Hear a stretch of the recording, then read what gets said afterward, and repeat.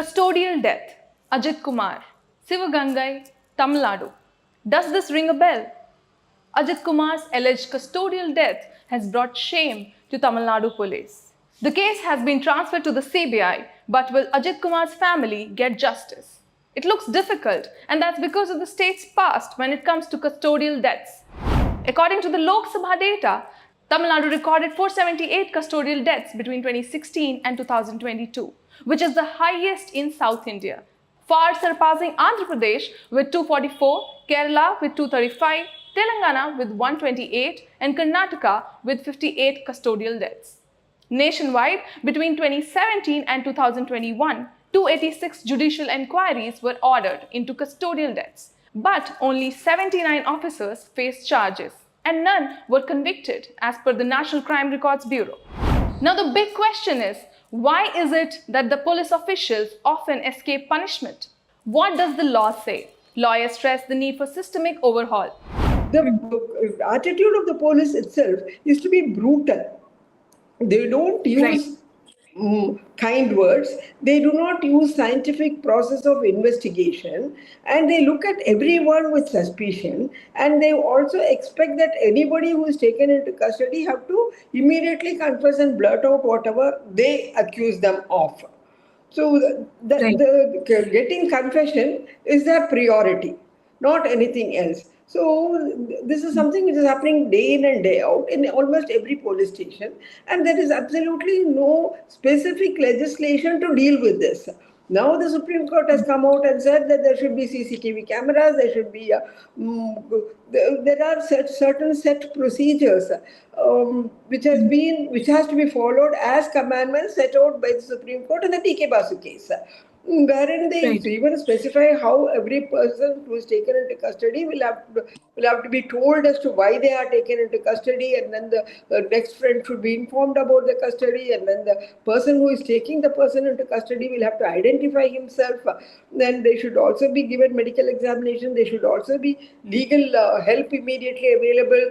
Everything is there, but nothing is followed in principle. That's the whole problem. We have national and international laws on paper which are very, very good. They are still in that colonial mindset. They look at people with suspicion, and people are afraid of stepping into a police station because the police still wields lathi and they do not use scientific methods of investigation at all.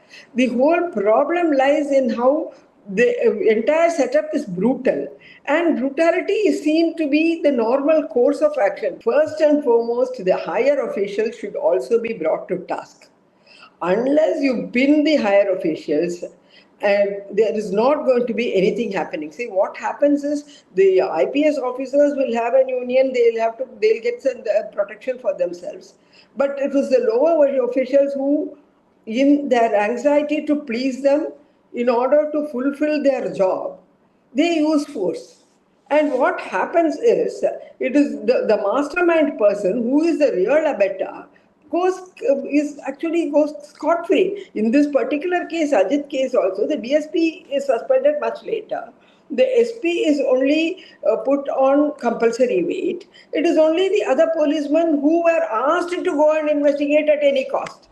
One major reason why alleged police officials get away with any punishment is the slow pace of justice.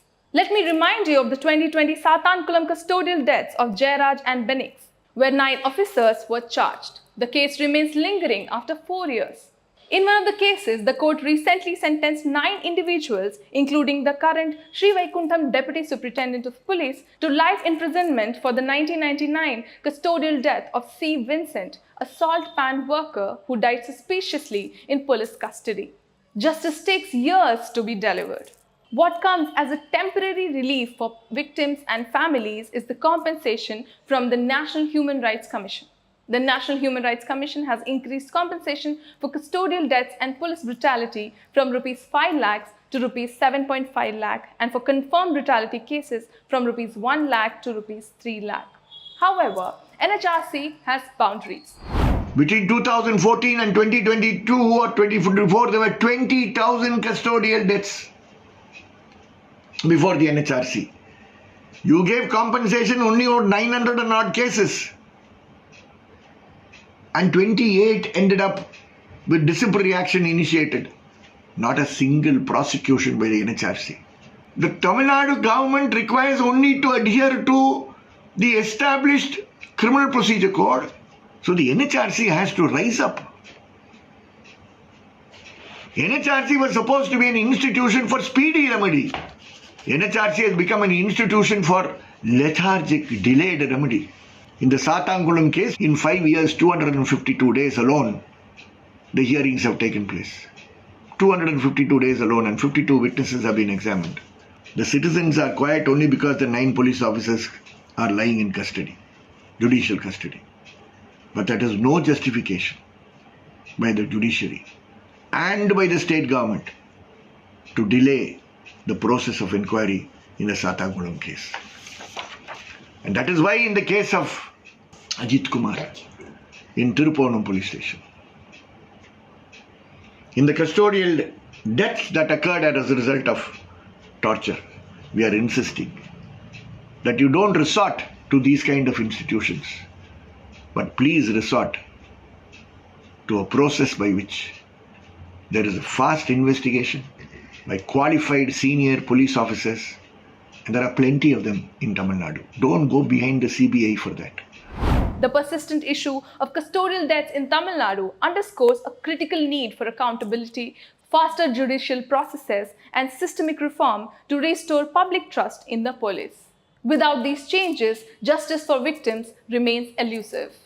Ajith Kumar is no more. He is one amongst many who entered police custody and never came out. Their families wait not just for justice, but for someone to be held accountable. When will the change arrive?